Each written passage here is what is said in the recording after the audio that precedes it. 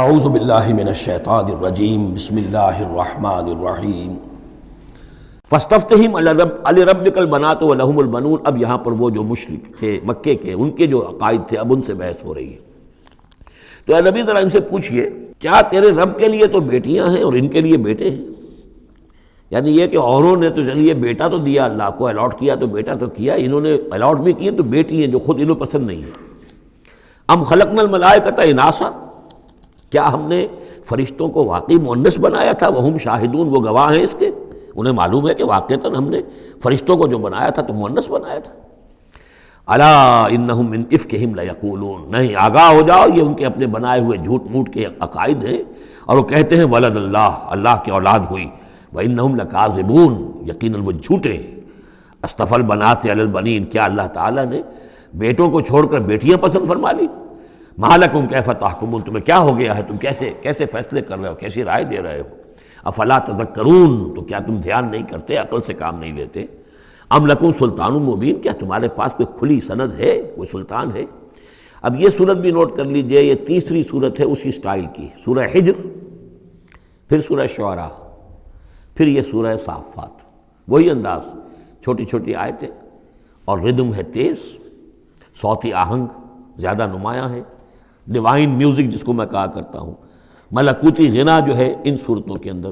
تو یہ بھی ابتدائی دور کی صورتوں میں سے ہے۔ ایسا محسوس ہوتا ہے کہ اللہ تعالیٰ نے مکی صورتوں کے ہر گروپ کے اندر ایک جو ہے ابتدائی زمانے کی صورت جو ہے وہ شامل کر دی، اور اس کا جو حکمت میری سمجھ میں اب تک آئی ہے، واللہ عالم کوئی اور بڑی حکمت بھی ہو سکتی ہے جو ہمارے علم میں ابھی نہ آئی ہو، لیکن یہ کہ تاکہ مونوٹنی نہ رہے، بلکہ مضامین کے اندر تنوع پیدا ہو جائے۔ اس لیے کہ ظاہر بات ہے کہ اب ایک آدمی پڑھ رہا ہے قرآن مجید، فرض کیجئے ایک شخص جو ہے ایک پارہ روزانہ پڑھتا ہے، تب اس میں یہ ہے کہ اس کے سامنے مضامین ایسے نہ ہوں کہ بس وہ کئی دن تک متواتر ایک ہی قسم کے مضامین میں رہے، بلکہ یہ کہ پھر بدل کر عدل کر مضامین آتے چلے جائیں۔ واللہ عالم۔ ام لکم سلطان مبین، کیا تمہارے پاس کوئی کھلی سند ہے؟ فاتو بکتابکم ان کنتم صادقین، تو لاؤ نا اپنی کوئی کتاب اگر تمہارے پاس ہے، اگر تم سچے ہو۔ وجعلوا بینہ وبین الجنۃ نسبا، اور انہوں نے ایسا بھی کیا ہے کہ اللہ اور جنوں کے درمیان بھی نسب کا رشتہ قائم کر دیا ہے۔ وَلَقَدْ عَلِمَتِ الْجِنَّةُ وَإِنَّهُمْ لَمُحْضَرُونَ، اور جنوں کو خوب معلوم ہے کہ انہیں تو گرفتار کر کے پیش کیا جائے گا، سب کے سب جو ہیں حاضر کیے جائیں گے۔ سبحان اللہ عما یصفون، اللہ پاک ہے ان تمام چیزوں سے جو یہ بیان کر رہے ہیں۔ الا عباد اللہ المخلصین، سوائے اللہ کے وہ بندے، وہ جنات میں بھی ہوں گے انسانوں میں بھی ہوں گے، اللہ تعالیٰ جنہیں اپنے لیے خالص کر لیتا ہے۔ فَإِنَّكُمْ وَمَا تَعْبُدُونَ، تو تم اور وہ کہ جن کو تم پوجتے ہو، وَمَا أَنْتُمْ عَلَيْهِ بِفَاتِنِينَ، اور کسی کو اس کے ہاتھ سے بہکا کر نہیں لے سکتے، الا من هو صال الجحیم، سوائے اس کے کہ جو خود گرنے والا ہے جہنم کے اندر۔ وما منا الا له مقام معلوم، اب یہ جو ہے یہاں پر جو اس صورت کے شروع کا معاملہ تھا اس کے ساتھ اب جڑ کر یہ بات آ رہی، والصافات صفا فالزاجرات زجرا فالتالیات ذکرا، وہ فرشتے جو صفیں باندھ کر حاضر رہتے ہیں اللہ کے حضور میں، پھر جس کو حکم ہوتا ہے عذاب الہی کہیں بھیجنے کا تو وہ ڈانٹتا ہے، اور اس کی چنگھاڑ جو ہے اسی سے وہ پھر قومیں اور بستیاں ہلاک ہوتی ہیں۔ فالتالیات ذکرا، جن کو حکم ہوتا ہے وہ اللہ کے ذکر کی تلاوت کرتے ہوئے اللہ کے نبیوں تک اس کو پہنچاتے ہیں پیغامات کو۔ اب وہاں ان کی طرف سے وما منا الا له مقام معلوم، ہم میں سے کوئی نہیں ہے، یہ فرشتوں کی طرف سے کہا جا رہا ہے، مگر یہ کہ اس کا ایک ٹھکانہ مقرر ہے۔ دربار میں کوئی 5 ہزاری ہے، کوئی 10 ہزاری ہے، کوئی 30 ہزاری ہے، ایسے ہر ایک کا ایک مقام معلوم ہے، مرتبہ مقام معین ہے۔ ملائکہ مقربین ہے، ملائے اعلیٰ ہے، ملائکہ تو دنیا ہے، ملائکہ اسفل ہیں، یہ سب کے سب ہیں۔ وما منا الا له مقام معلوم وانا لنحن الصافون، اور ہم تو سب کے سب صفیں باندھے ہوئے مستعد کھڑے ہوتے ہیں۔ وانا لنحن المسبحون، اور یقیناً ہم تو سب کے سب تسبیح کرنے والے ہیں پروردگار کی۔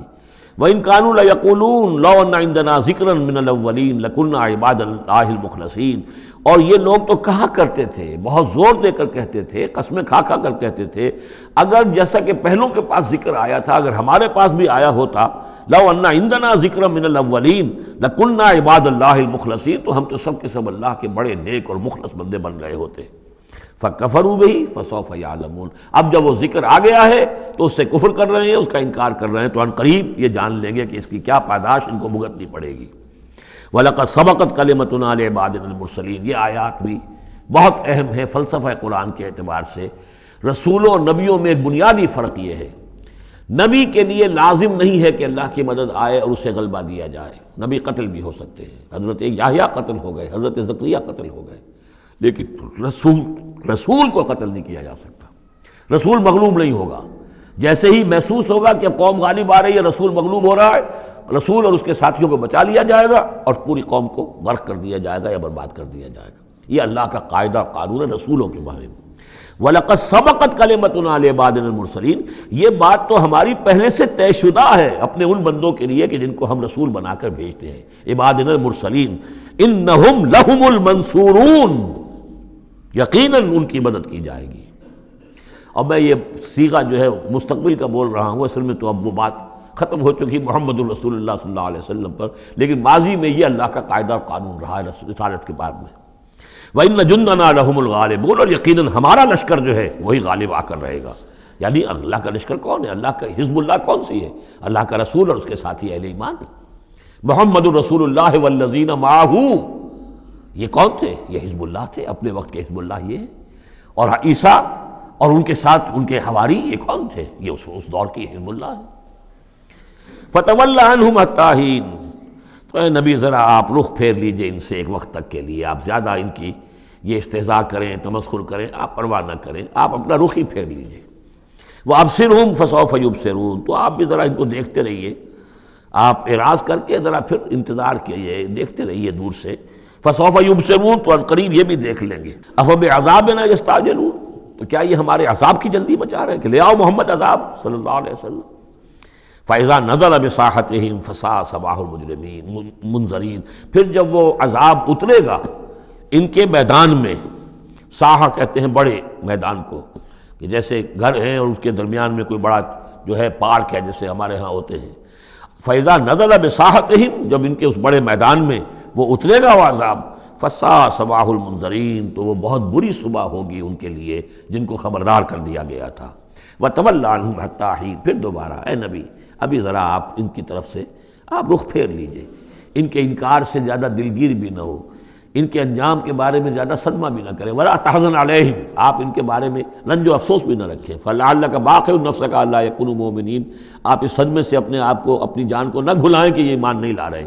وَأَبْصِرْ فَسَوْفَ يُبْصِرُونَ، آپ بھی دیکھتے رہیے اور عنقریب یہ بھی دیکھ لیں گے۔ سبحان ربک رب العزت عما یصفون، پاک ہے اللہ تیرا پروردگار جو رب العزت ہے، عزت اور اقتدار اور اختیار والا ہے، عما یصفون، ان تمام چیزوں سے کہ جو یہ بیان کرتے ہیں۔ یہ نوٹ کرنے والی بات ہے کہ وصف اسی سے یصفون بنا ہے اور اسی سے صفت بنا ہے۔ قرآن مجید میں اللہ کے لیے یہ لفظ استعمال ہوتا ہے صرف لوگوں کی طرف سے۔ اللہ تعالیٰ نے اپنی کوئی صفت قرآن میں اس ایجابی یا مثبت طور پر بیان نہیں کی ہے۔ ویسے ہم احادیث میں لفظ ہے، لیکن یہ کہ یہ بات نوٹ کر لیجیے، قرآن میں صرف نام آتا ہے، لہ الاسماء الحسنی، اس کے ہیں تمام اچھے نام۔ اللہ کے لیے صفت کا لفظ کہیں واضح طور پر صراحتاً جو ہے وہ نہیں آیا ہے۔ جہاں بھی آیا اما یصفون، جو کچھ یہ اس کو وصف بیان کر رہے ہیں، جو کچھ اس کے بارے میں یہ کہہ رہے ہیں، سبحانہ و تعالی اما یصفون، اللہ اس سے پاک ہے، بلند و برتر ہے۔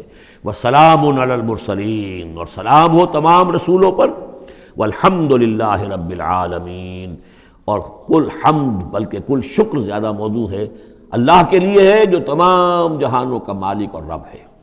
صدق اللہ العظیم۔